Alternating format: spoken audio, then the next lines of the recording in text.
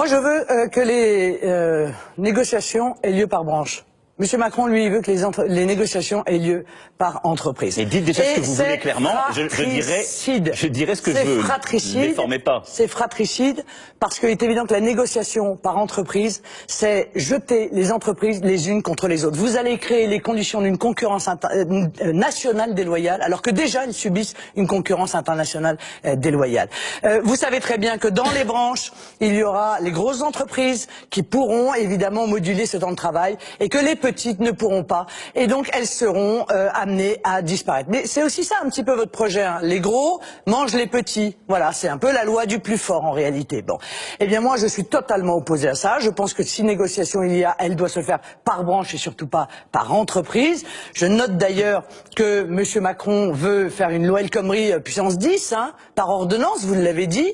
On ne sait pas trop ce qu'il y a dedans. Je suppose qu'il y aura la disparition, je sais pas, du CDI, enfin toute la feuille de route qui est celle de l'Union européenne, que vous suivez, dont vous cochez les cases avec beaucoup de discipline, hein, il faut le dire. Monsieur Macron, vous êtes discipliné, vous êtes discipliné à l'égard de la Commission européenne. Oui. Je l'ai noté. On reste sur les 35 heures. Oui, non mais d'accord, mais cette dérégulation totale, cette casse du droit du travail, ça va être évidemment une politique de précarisation, ça ne va pas créer de l'emploi, ça va créer des chômeurs supplémentaires.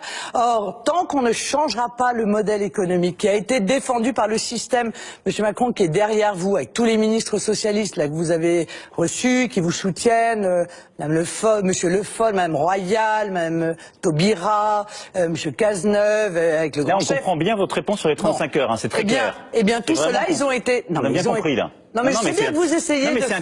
Non mais vous essayez de faire oublier...